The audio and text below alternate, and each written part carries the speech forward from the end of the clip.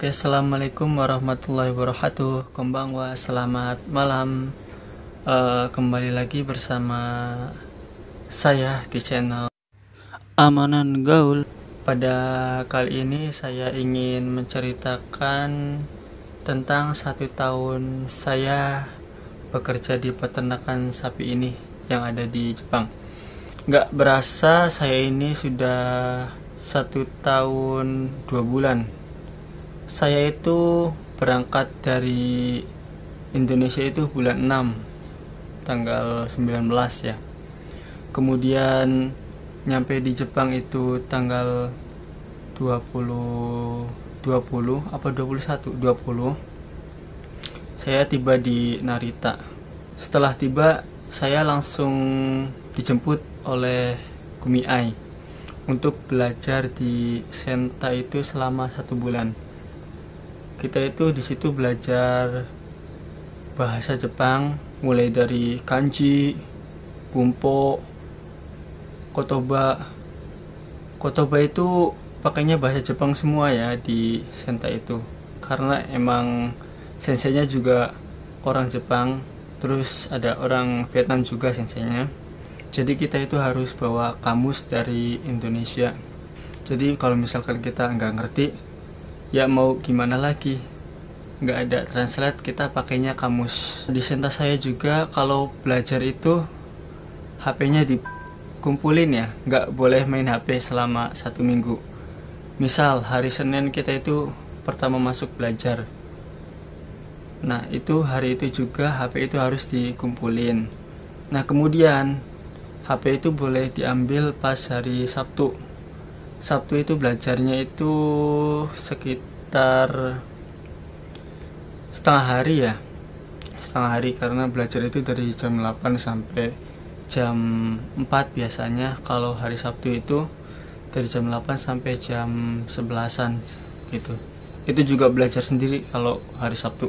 Setelah belajar di Senta selama 1 bulan, saya langsung dijemput juga oleh Kumiai untuk pindah ke tempat kerja saya, yaitu di Saitama, tepatnya di Chichibu. Di sini saya datang pertama kali di perusahaan saya, ketemu sama bos saya, perkenalan, kalau biasanya disebut itu juga sokai ya, perkenalan sama mami. Nah di sini kita perkenalan. Setibanya di sini di Senta, malamnya itu kan saya pas datang di perusahaan ini jam setengah 5 sore ya, ngobrol-ngobrol. Nah malamnya pas jam 6 sore saya itu disuruh kerja. Sebenarnya bukan disuruh kerja sih, cuma lihat-lihat doang, dilihat-lihat doang. Kalau biasanya disebut kayak training gitu, saya malam itu disuruh lihat-lihat, oh gini cara kerjanya, oh gini cara kerjanya. Besoknya juga sama, selama kurang lebih 3 hari saya nggak megang, cuma lihat doang cara kerjanya gimana, yang pertama apa gimana. Itu semua diajarin sama senpai-senpai yang ada di sini. Hari selanjutnya saya mulai kerja meskipun masih dipantau ya. Di 1 tahun pertama itu sebenarnya enak banget 1 tahun pertama itu. Gaji itu lumayan, kira-kira dapat 15 atau 16 gitu. Kalau menurut saya sendiri itu lumayan di sini. Ya meskipun di perusahaan lain ada yang lebih gede, tapi saya bersyukur di sini dapat segitu pas tahun-tahun pertama, dapat 15 gitu. Belum juga lemburan. Itu uang sini dalam bentuk yen. Terus terkadang juga kita itu dikasih uang cuma-cuma, dikasih uang jajan ini buat makan ini. kadang diajak keluar buat makan-makan atau yakiniku gitu sama bosnya gitu. Jadi enak banget, baik banget di sini bosnya. Ini nggak enaknya itu di perusahaan saya ini, tapi nggak tahu ya di perusahaan lain sama atau tidak. Kalau di perusahaan saya kan kontrak itu masuk jam berapa? Jam 7 ya pagi. Terus pulang jam 11 apa? 4 jam. 7, 8, 9, 10, 11. Nah, 4 jam pagi dalam tanda tangan kontrak saya sebelumnya. Terus malamnya juga saya kerja itu 4 jam dari jam 6. Jam 6, 7, 8, 9, 10. Itu dalam kontrak ya. 4 jam. Jadi kita kerja itu 8 jam dalam sehari. Jadi di sini kerjanya itu 2 kali dalam sehari. Tapi dalam kenyataannya tidak seperti itu teman-teman. Nah, saya itu mulai kerja itu jam setengah 8 pagi. Pulangnya itu kalau siang ya, terkadang jam 12, setengah 1, jam 1. Kadang lama-lama itu sampai jam setengah 3 sore baru pulang. Terus juga malam, kan berangkat jam 6. Terkadang pulang itu jam 11, setengah 12, jam 12, seringnya itu lebih gitu. Lewatnya kadang sejam setengah gitu. Tapi nggak enaknya itu uang lebihnya itu kita nggak dihitung gitu loh, nggak dihitung jam kerja, kayak cuma-cuma gitu. Apa ya, kita itu kayak nggak dibayar uang lebihnya itu. Kan katanya di Jepang itu kan hitungannya per jam ya, tapi nyatanya enggak gitu. Yang jam lebihnya itu kemana gitu loh, kok nggak dibayar gitu. Kan capek di badan kita kerja mulai dari jam setengah 8, pulang siang, terus berangkat lagi sore, pulang malam jam 12, jam 1 malam. Nah paginya kita kerja lagi kan setengah 8. Kita istirahat itu kalau banyak masalah, terus pulangnya lama-lama, terus tidurnya kurang, jadi badan itu capek banget gitu. Jadi nggak enaknya di situ ya. Namanya juga anak rantau ya kita di sini. Jadi kita jalanin aja, syukurin aja apa yang sudah kita jalani gitu. Jangan mengeluh, karena mungkin sekarang, di masa sekarang, apalagi musim pandemi ini ya. Musim pandemi ini banyak orang-orang yang kena PHK lah, yang nganggur lah, yang susah cari kerja lah. Saya bersyukur banget masih diberikan pekerjaan yang cukup di sini. Nggak berasa juga saya udah 1 tahun 2 bulan ya. Nah pas masuk ke bulan kedua,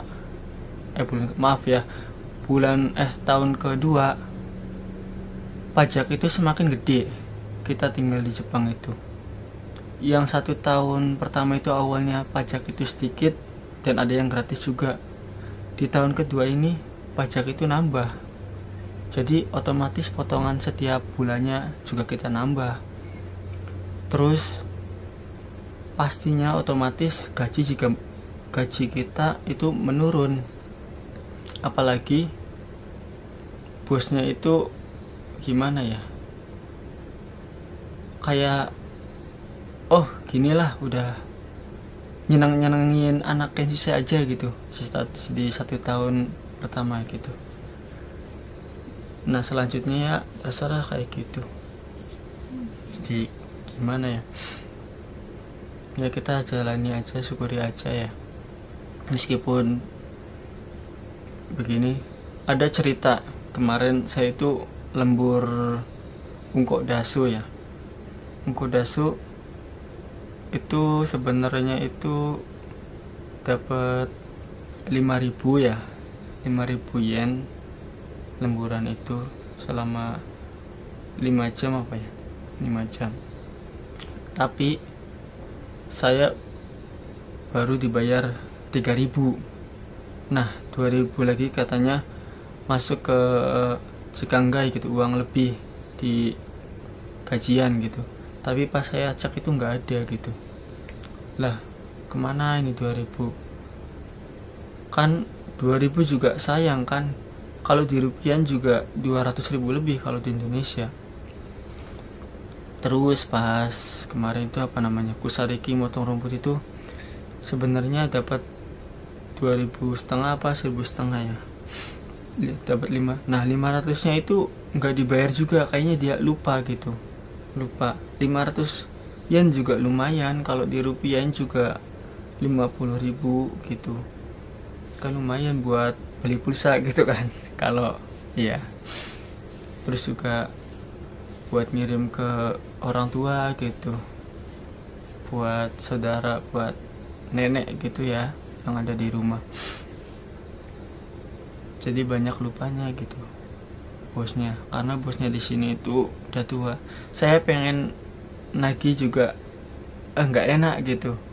Lah masa iya saya sebagai susah, terus bos ini loh saya pas lemburan ini belum dibayar, tapi pastinya kan nggak enak. Saya pikir itu ntar dikira, wah kamu itu mata duitan ya, pengennya uang mulu. Saya tuh nggak mau dicap seperti itu, biar seingatnya bos aja. Karena bos juga udah baik kan, udah ngasih kita makan, ngasih kita gaji, ngasih kita sesuatu yang kita butuhkan gitu. Udah baik banget pokoknya. Jadi saya nggak mau neko-neko sama bos, jadi saya jalanin aja di sini. Bosnya itu kasihan, udah tua ya. Maminya aja itu udah 65 umurnya, mami. Terus Aconya juga udah 62, udah tua. Apalagi mereka berdua nggak punya anak, itu kasihan. Apalagi kalau sampai ditinggal kabur kan ya, kasihan, nanti bisa-bisa perusahaan ini bisa tutup gitu. Jadi saya jalanin aja, kita bismillah aja di sini, nyelesain sampai 3 tahun apapun yang terjadi ya, karena udah janji ya jangan sampai kabur atau gimana. Di sini benar-benar baik sih bosnya. Kalau ada masalah booking atau apa perusahaan, kita nggak kena tanggung jawab gitu. Tanggung jawabnya perusahaan, meskipun yang bikin masalah kita gitu. Semisal kemarin kita buat salah gitu, susunya itu jelek terus kemasukan, dikirimlah ke pengepulnya gitu. Nggak taunya itu booking, denda. Apalagi kalau setiap ngirim itu susu itu sekitar 20 mang gitu kan ya, dikena booking. Saya nggak tahu backingnya, paling sama 20 mang. Jadi paling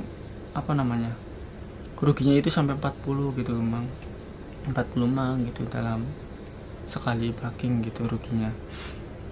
Apalagi kemarin udah 2 kali booking.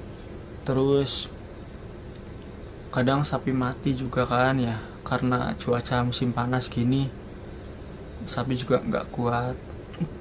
Kemarin udah 2 sapi mati, itu juga ruginya satu sapi bisa ratusan juta ya. Apalagi anaknya juga mati. Jadi sulit juga kalau kerja di makhluk hidup gitu ya, ngurusin binatang-binatang gitu ya. Namanya juga kerja ya, kadang enak kadang nggak enak. Jadi ya kita sama-sama mendoakan aja ya, buat yang lagi bekerja dimanapun Anda berada. Berdoa aja, kita sama-sama berdoa semoga kerjanya lancar, diberikan kemudahan dalam menjalani hari-hari di Jepang ataupun di Indonesia yang sedang kerja ya. Nah mungkin sampai sini dulu curhatan saya tentang 1 tahun kerja di Jepang ini ya. Seperti itulah suka dukanya. Terima kasih sudah menonton. Mata nih.